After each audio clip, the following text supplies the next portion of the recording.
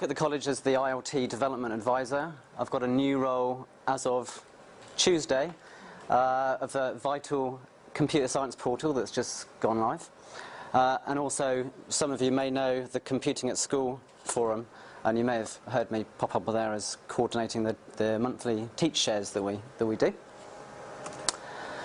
But what I want to talk to you about today is a program that we've started running called Apps for Good, which some of you, again, may have heard about or even running in your classrooms. So basically, Apps for Good is a program about getting kids to design mobile apps that change their world. It's been featured in Wired, Learning Without Frontiers, and The Guardian. And what I've found being fairly new to teaching is a lot of the students that would come into my classroom really found it difficult to be able to kind of articulate a problem and actually get to underneath. So Apps for Good isn't a programming course about developing apps. It's really a problem-solving course. It's trying to get them to understand and decompose a problem, look at the kind of root drivers of that problem, and then start to consider different solutions and how we may go about solving it. So I was sort of first introduced to Apps for Good, and Debbie Forster, who's the interim CEO, put this slide up, and this is what captivated my attention, and asked the question, what's the problem here? And you know, clearly there's no quick answer to that. A lot of the students come, when they see a sum, they think, well, there's a process that I know how to go through this to solve it. Presented with that, well, you get loads of answers. Parking in the wrong place is probably one of the first that come to mind. And I guess I came to the realization, and this has been said before, is that we're trying to teach our kids to do jobs that basically don't exist yet, using technology that hasn't been invented, and to solve problems that they're not even problems yet. So the Apps for Good model takes this sort of life cycle of defining the problem, going out and doing some market research into actually understanding how do people solve that problem already, then designing a solution, designing a product that's going to meet that solution, and then actually building the mobile app primarily targeted at the Android platform. It's about 50 to 70 hours of delivery time. It can be delivered as part of the actual curriculum, or maybe an after-schools programming club. And you can sort of have a short, fat course or a long, skinny course. And I'm running it with my software development over a year.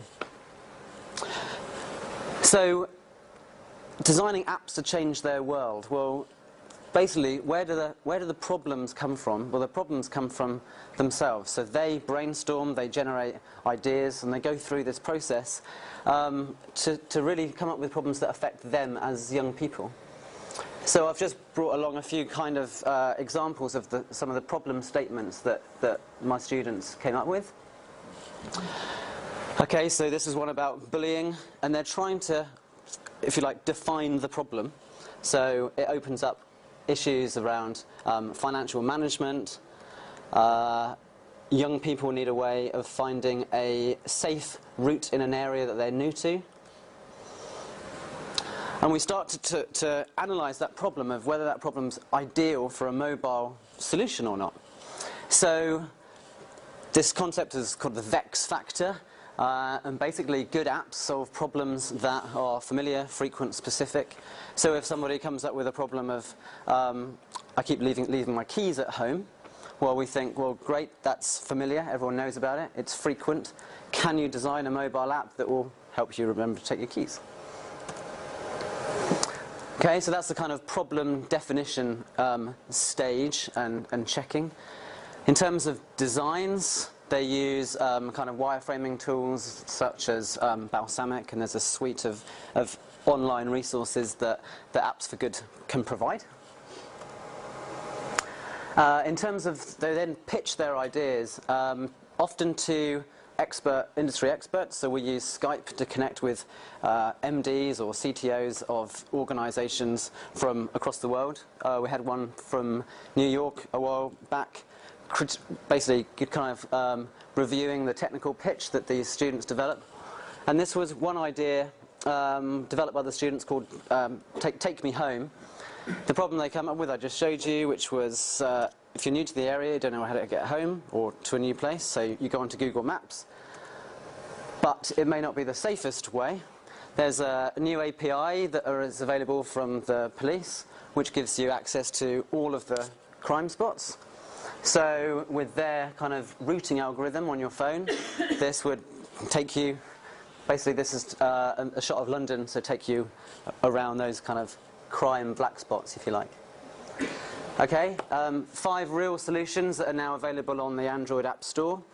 One called Buzzer Buddies, which helps children to remember to wake up. Stop and Search, which is addressing the problem of being stopped and searched by the police and maybe not knowing what your rights are. Student Voice, about a way of feeding back to the school or college about your opinion. Homework apps and stuff like that. How am I doing for time? Am I? Okay. Okay, so how is there support for educators? Well, there's an initial 2-day training course, which is excellent. I know a couple of people from here have been on that. They, Apps for Good, provide mentoring visits to come down and check, see how it's going and help out in the classrooms with delivery. There's an online educator zone, and there's a bunch of high-quality resources that I nick all the time, like tutorials using things like Android App Inventor. That's a screenshot so that you know it exists. Support for learners. Again, as I said, there's also a lot. Apps for Good do a lot of the research and the groundwork to kind of recommend the best blend of technologies that are out there. So they try them. They will recommend, this is a great software for doing wireframing for a prototype.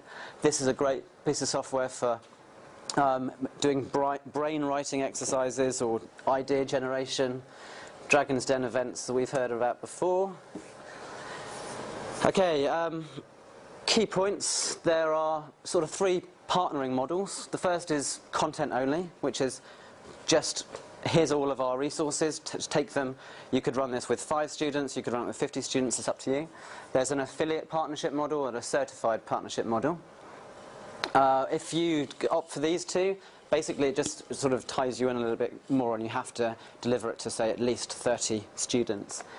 And for qualifying schools, there's free Android devices available that they'll give. I think they're Dell Streaks, where the kids can actually develop their apps, plug in a USB, and then play with them on that handheld device. There's absolutely no costs at all for running the program. So Apps for Good are purely funded by a charity. So this isn't a sales pitch or anything like that. If you're interested in finding out more, the app deadline is April 2012. That's apps website's available there. Apply. You'll have a chat with probably someone like Debbie, find out the requirements. And then Train the Trainer event start in June, course planning July, with a launch for September. And again, Apps for Good provide you with sort of posters to get the event going and get recruiting in your schools. I should say, really, it's targeted primarily at secondary school, probably, I would say, maybe year 9 and up is where it's mainly pitched at so far. I think there's been some trials at a younger age, and I'm obviously coming at it from an older age, so it's quite a wide area. So find out more, appsforgood.org, or a new plug for the new computer science portal on Vital. And that's me done.